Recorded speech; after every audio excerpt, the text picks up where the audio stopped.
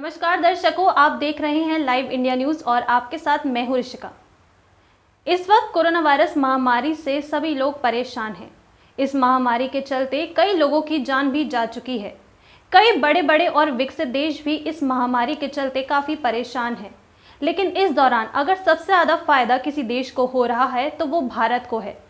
आइए जानते हैं कि भारत को कैसे फायदा हुआ है। कोरोना का संक्रमण एक इंसान से दूसरे में बड़ी आसानी से फैलता है। उस पर से भारत एक ऐसा देश है जहां जनसंख्या का घनत्व सबसे ज्यादा है। वहां तो कम से कम इस महामारी को लाखों की संख्या में लोगों को शिकार बनाना चाहिए, लेकिन ऐसा नहीं हुआ। विश्व भर में महामारी पर नजर डालें तो विकसित देशों में लाखों की संख्या में लोग संक्रमित हैं और हजारों की संख्या में रोज लोगों की मौतें हो रही हैं। खासकर विकसित देशों का तो इतिहास है कि किसी भी महामारी में उनका अर्थव्यवस्था, भूगोल और सामाजिक हालात सब बदल जाते हैं। मतलब वो देश महामारी नहीं झेल पाते। इस बार भी कोरोना महामारी विश्व के आर्थिक और सामाजिक तौर तरीकों को बदल रही है, बल्कि यूं कहें कि अब दुनिया आर्थिक और सामाजिक परिदृश्य को बदलना चाह रही है। यही वजह है कि अब सबकी नजरें भारत पर आ टिकी हैं।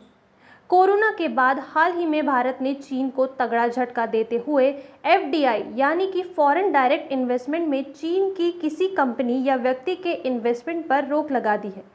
केंद्र सरकार के परमिशन के बिना चीन की कंपनी या व्यक्ति भारत में व्यापार नहीं कर सकेंगे। ये फैसला भारत की सरकार ने बिना किसी देरी के ले लिया है। लेकिन अब वक्त आ गया है कि 2020 में भारत एक बार फिर विश्व गुरु बने।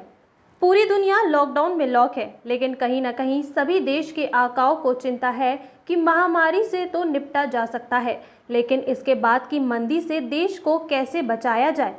जी हाँ, अब ये चिंता पूरे विश्व को सता रही है, बल्कि कहें कि ये चिंता पूरे विश्व को खाई जा रही है। भारत के प्रधानमंत्री भी लगातार अर्थशास्त्रियों के साथ बैठक कर रहे हैं कि कैसे बिगड़े हालात को संभाला जाए। लेकिन इससे अलग बहुत से विकसित देशों की नज़र अब भारत पर आ टिकी है, क्योंकि इतिहास गवाह है, महामारी के बाद दुनिया के देश अपने आर्थिक और सामाजिक परिदृश्य को बदलने में जुट जाएंगे। और ऐसे सभी इंतजार कर रहे हैं कि कब लॉकडाउन खत्म हो और वो अपनी कंपनियों के लिए कोई सुरक्षित और महफूज जगह देख सकें, क्योंकि कोरोना पर चीन की चाल के चलते विश्व की बड़ी कंपनियों ने वहां अपनी मौजूदा फैक्ट्रियां और उत्पादन बंद कर दिया और अब सबकी नज़रें अटकी हैं भारत पर, क्योंकि इस महामारी से तो ये सिद्ध हो गया है कि भारत के लोगों की रोगों से लड़ने की क्षमता सबसे ज़्यादा है और भारतीय कहीं ना कहीं वो हर हालात के हिसाब से खुद को ढाल लेते हैं। किसी भी उत्पादन की दृष्टि से भारत में काम करने वालों के हाथ यानी कि मैन पावर बहुत है और बहुत सस्ता भी है।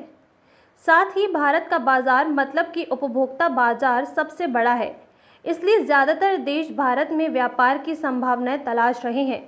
अभी तक America, Japan, Europe, Australia, UAE और फ्रांस, जर्मनी की सबसे ज़्यादा कंपनियां चीन में स्थापित हैं।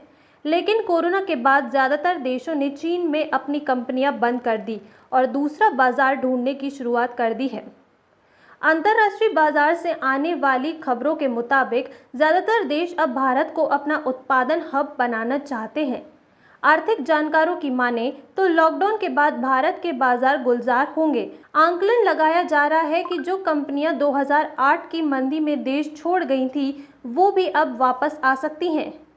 आईटी, बीपीओ सेक्टर के अलावा भारत इंजीनियरिंग और मशीनरी और ऑटोमेटिव इंडस्ट्री का भी हब बनने वाला है। अभी तक दुबई जैसे देशों को ट्रेजिंग हब माना जाता था, लेकिन इन कंपनियों का मैन पावर भी भारत का ही है, जो भय के कारण केवल अपने देश में ही रहना चाहते हैं। भारत सरकार ने 2 हफ्तों के लिए लॉकडाउन बढ़ा दिया है, लेकिन मई के अंत तक कोरोना का कहर कम होगा।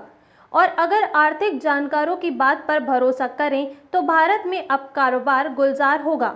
भारत एक बार फिर सोने की चिड़िया बनेगा और विश्व गुरु का खिताब फिर अब भारत के पास होगा। हमारे चैनल को लाइक और सब्सक्राइब जरूर करें। अधिक जानकारी के लिए लाइव इंडिया ऐप को गूगल प्ले स्टोर से डाउनलोड करें।